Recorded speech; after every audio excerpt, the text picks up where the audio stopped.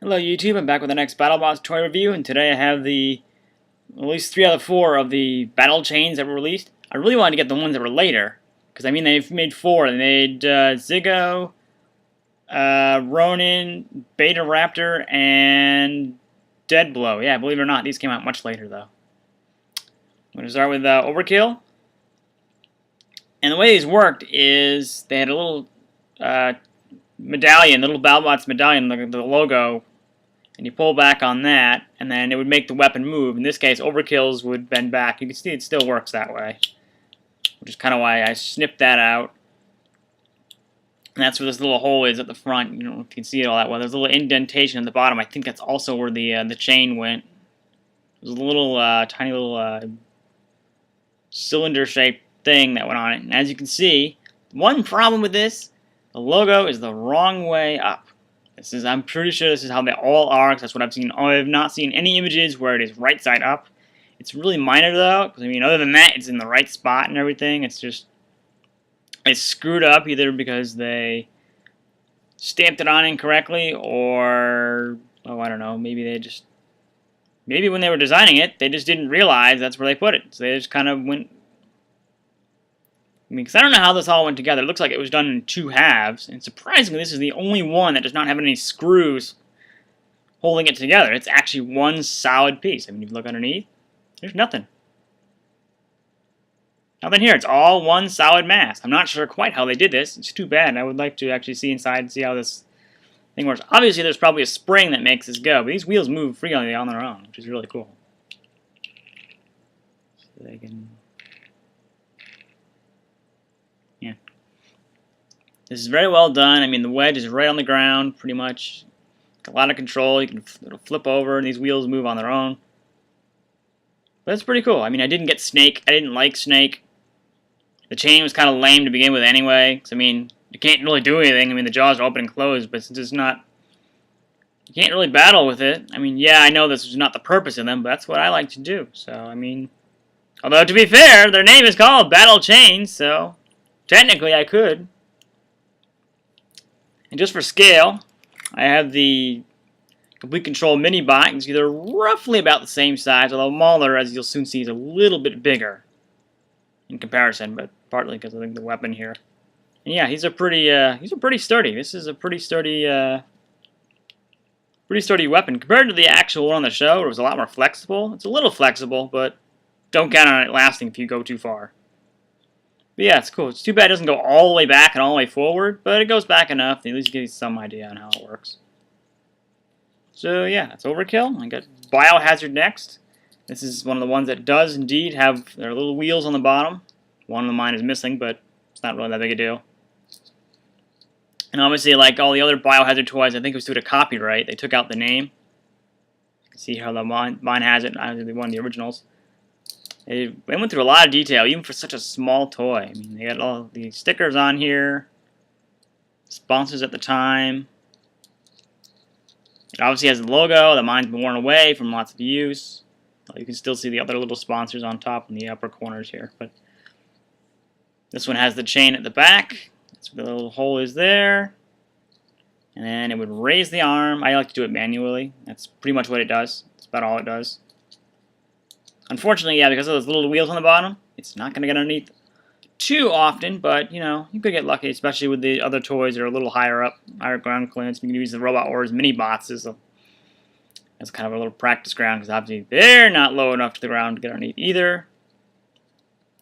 And from what I understand, the 3rd edition battle chains, which is one of the ones that contained what I said earlier, you know, Ronin, Ziggo, Beta Raptor, and Deadblow. Those all, I presume, they all have these little wheels underneath, but you never know, especially because, I mean, we just saw Overkill. Didn't have any of them. I've only found them sealed. There's images of the sealed ones on the Battlebots Wikipedia page, if you're ever curious. They don't come up on eBay all that often, so if you're lucky, maybe you can get the completed listings and see it there, but don't count on it. But yeah, this is Biohazard. Not a lot to it. It's got a couple screws holding it in place, but, you know, it's very well detailed. They didn't have to go this far, but they did. They totally did. Just kind of makes up for all the lackluster designs from some of the mini-bots. And last we have Mauler, 5150. Yeah, curiously, I'm not sure why, but none of the Mauler toys, even though they actually follow the robot's design, include the word 5150 on here. If you look at the toy, if I can get a good shot of it, you'll see it does not say that. It just says Mauler. Now, maybe that's because of the way it was done in the intro. I mean, Mark Bureau never actually said 5150 as far as I can tell. But yeah, the way Mauler's work, as you can see, it's got a little extension here, kind of similar to the metal mechanics.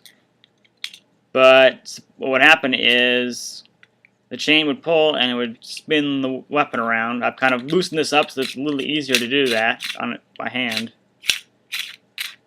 It's pretty cool. I mean, it actually... And as like biohazard, it has 4 little tiny little wheels on there. 1 screw holds it together, which is surprising. Yeah, it's pretty. I mean, it's pretty cool. I mean, you even got little. You can feel around the edges. There are little bits of plastic around the entire edge, kind of give it that almost that feel of the actual robot. So that's pretty cool. And when you see the spin bots, when I review those, they're pretty well just as detailed. Yeah, I don't know. Maybe, I mean, there was a definition of, like, the 5150 actually having a definition for it. I don't know off the top of my head, but I believe it's something like, yeah, it's like a highway code, like for California, like being mentally insane or something like that. I don't know. I don't think a lot of people would get that reference. They probably wouldn't even know what the 5150 meant, so I don't really see where it would be that big a deal. I don't know. It's even written on the toy, too. It's kind of spread out, though. There's 51 on one side. And then if I zoom it and roll it around the other side, a little closer. No, is it on there? I don't think it's there. I don't know. Let's see here. Where is it on the other side? Oh, okay, I see. It's unfortunately a little hard to tell. If I get it lined up, we can see it just barely on the, you know, where it actually, it's on this side. I don't know if I can get a good shot of it, but the other side, the 50 part of it, is actually just underneath the, see the little goofy face on there? It's just underneath where this little, this spinning flail is. I don't know if I can get a good shot of it. Maybe I can. Yeah, you can kind of see it there if you look carefully enough. There's a little bit of red there. That's where that number, the other half of that number is. But of course, it's also on top here. So they went through a lot of detail to get this right. You know, so kudos to them. They actually did well. It would have been interesting to see what 4th edition would have been like. Because, I mean, obviously, I'm sure they would have gone there. I don't recall them actually mentioning, look out for 4th edition World Graphics Collection like they did for the Grip and Grapplers. But I presume they would have gone that route. Because they did mention it on the Grip and Grapplers. That's where Kilohertz came into play. So who knows? I mean, they probably, hopefully, maybe that would have been Hazard. Hazard could have probably gotten something like this. That would have been pretty awesome. Because they just go through a lot of details. I mean, it's surprising. So, yeah, that's my review on the 3 battle chains, the original battle chains. Thanks for watching.